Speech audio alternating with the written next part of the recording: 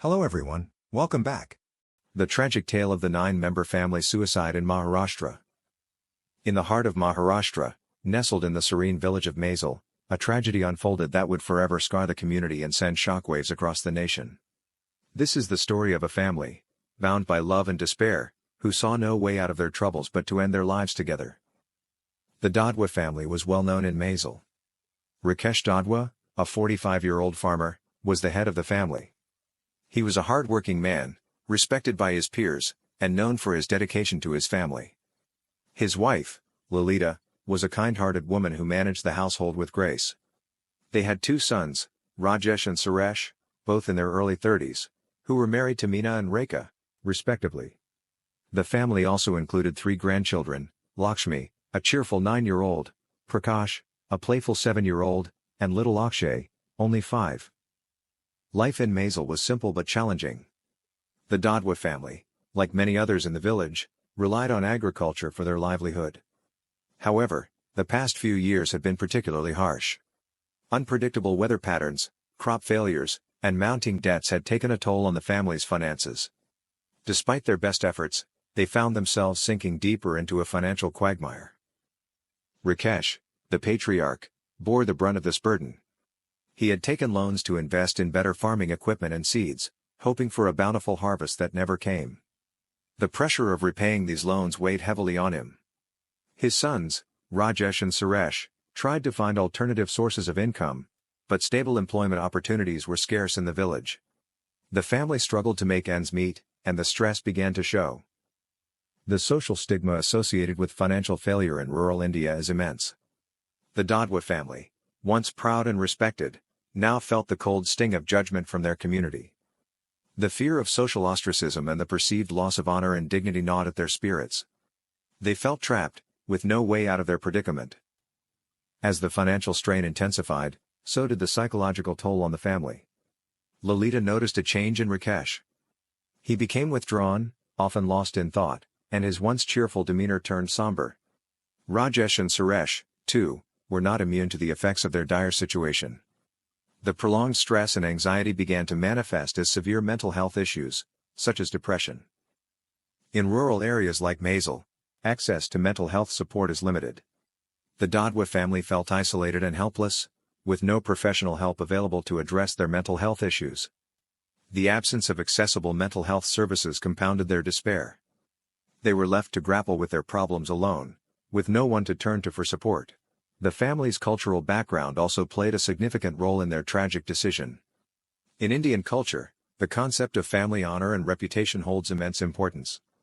The fear of bringing shame to the family due to financial failure may have driven them to take such a drastic step. Indian society is predominantly collectivist, with strong family bonds and interdependence. The decision to commit suicide as a family unit may have been influenced by the cultural emphasis on collective identity and shared responsibility. The Dadwa family's religious beliefs may have also played a role in their decision-making process. In some cases, religious beliefs and practices can influence individuals' decisions to commit suicide. The family's religious background and beliefs could have contributed to their perception of their situation and their ultimate decision. On a fateful day, the village of Mazel woke up to a chilling discovery. The bodies of the 9 family members were found hanging in their home.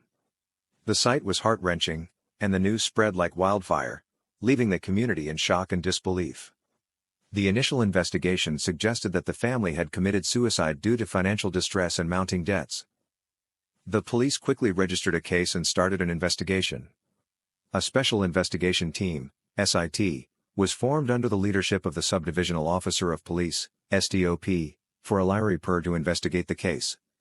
The bodies were respectfully transported for autopsy, a necessary step in untangling the complexities surrounding this unfathomable loss. As the investigation progressed, it became clear that the family's financial distress was the primary factor that led to their tragic decision. The head of the family, Rakesh, had accumulated significant debts due to crop failures and the inability to repay loans. The financial burden had a cascading effect on the entire family, leading to immense stress and despair. The lack of stable employment opportunities for the younger members of the family further exacerbated their financial woes. With limited income sources, the family struggled to make ends meet, which likely contributed to their decision to end their lives. The social stigma associated with financial failure and indebtedness in rural India also played a significant role in their decision. The psychological well-being of the family members was a crucial aspect to consider.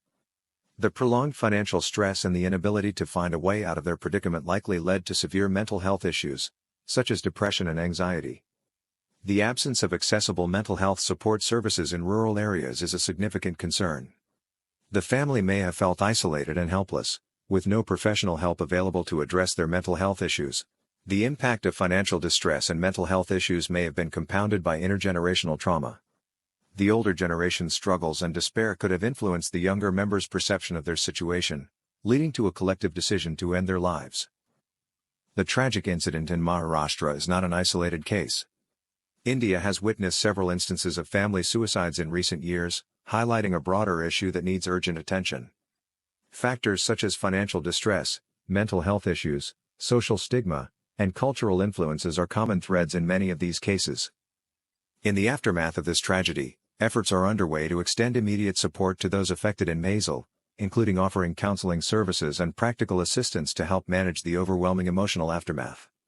The incident has spurred renewed calls for heightened awareness of mental health challenges and the critical necessity for accessible resources to address psychological distress within communities nationwide. There is an urgent need to raise awareness about mental health issues and reduce the stigma associated with seeking help. Public health campaigns and educational programs can play a crucial role in promoting mental health awareness.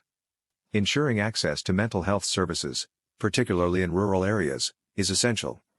The government and non-governmental organizations should work together to establish mental health support centers and helplines to provide timely assistance to those in need. Providing financial support and counseling to families in distress can help alleviate their burden and prevent such tragic incidents. Financial literacy programs and debt relief schemes can also play a significant role in addressing the root causes of financial distress. Strengthening community support systems can help individuals and families cope with stress and adversity. Community-based organizations and local leaders can play a vital role in providing emotional and practical support to those in need.